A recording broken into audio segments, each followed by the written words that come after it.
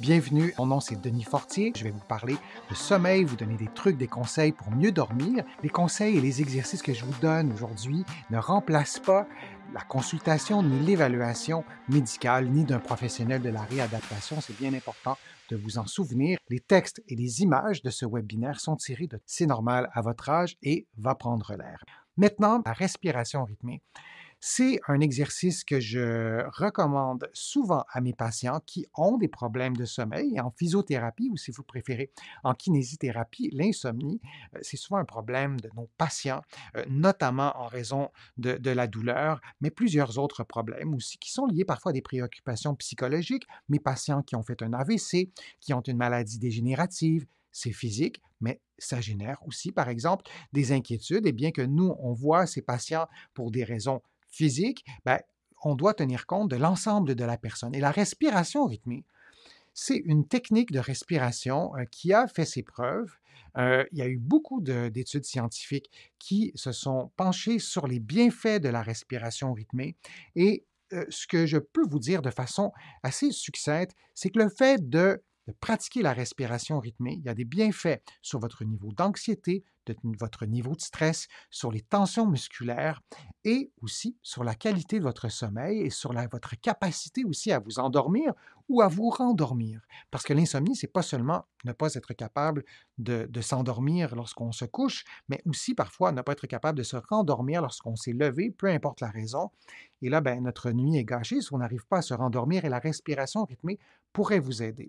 Je ne lirai pas la posologie au complet ou les indications au complet. Je vais vous l'exprimer dans mes mots. Alors, la position de départ, vous la voyez en ce moment, mais vous pourriez très bien le faire en position assise. Vous êtes peut-être en position assise. Vous pourriez le faire aussi en marchant, peut-être pas dans l'optique de vous endormir, mais de vous apaiser.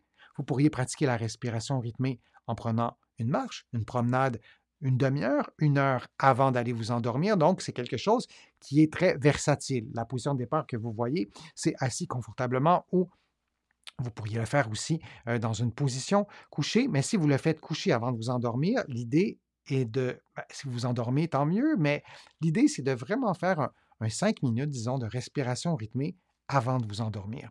Alors, c'est simple ce que vous faites. Vous allez inspirer pendant un certain nombre de secondes et vous allez expirer durant un autre nombre de secondes, mais ce nombre-là sera déterminé vous voyez, c'est inscrit, faites une respiration à 360 degrés. Je vous propose de faire d'abord la respiration abdominale, qu'on a vue tout à l'heure, les mains sur le ventre, vous inspirez en gonflant le ventre.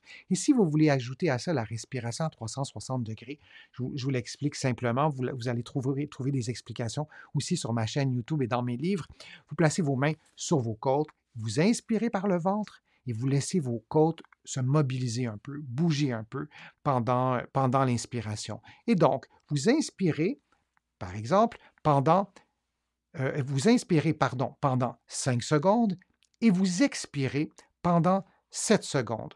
Alors, vous aurez compris que l'idée est d'expirer plus longtemps que le temps de l'inspiration et que lorsque vous expirez, vous le faites sans pincer les lèvres, vous le faites de façon très détendue et vous répétez ce cycle. Alors, ça peut être un cycle de 5-7, ça peut être aussi un cycle de 4-6. Vous voyez les recettes, si je peux dire ça comme ça. Vous choisissez la recette qui vous convient, peu importe la raison. Il y a certaines personnes qui ont un cycle de 5-7, ça ne leur convient pas. Bien, vous avez compris que ça prend 2 secondes de plus, donc votre rythme respiratoire va être diminué. C'est aussi le but de la respiration rythmée.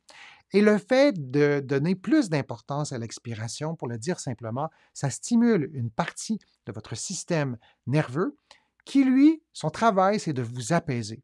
Alors, lorsque vous expirez plus longtemps, vous facilitez l'apaisement parce que le temps d'expiration est plus long, mais aussi, et vous le voyez, là, même si vous faites le 4-6, ça fait 10 secondes au total, et une minute dure 60 secondes, donc vous faites 6, vous prenez 6 respirations, ce qui est beaucoup moins que dans la vie normale. Vous prenez 12, 15 respirations. Moi, en ce moment, je parle, je suis un petit peu plus sur l'adrénaline, je respire même un peu plus vite. Donc, vous diminuez votre rythme respiratoire pendant que vous faites de la respiration rythmée. Et ça a un effet vraiment extraordinaire sur votre capacité à vous détendre, à vous apaiser. aussi à détendre vos muscles. Et moi, je vous conseille de l'essayer.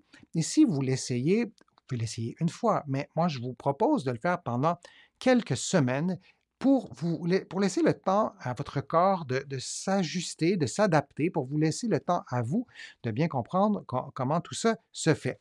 Cela dit, si vous faites de la respiration rythmée, vous pouvez compter vous-même le nombre de secondes. Donc, plutôt que de compter des moutons, vous allez compter des secondes. Moi, je vous invite plutôt à suivre un guide respiratoire. C'est au sens très large du terme.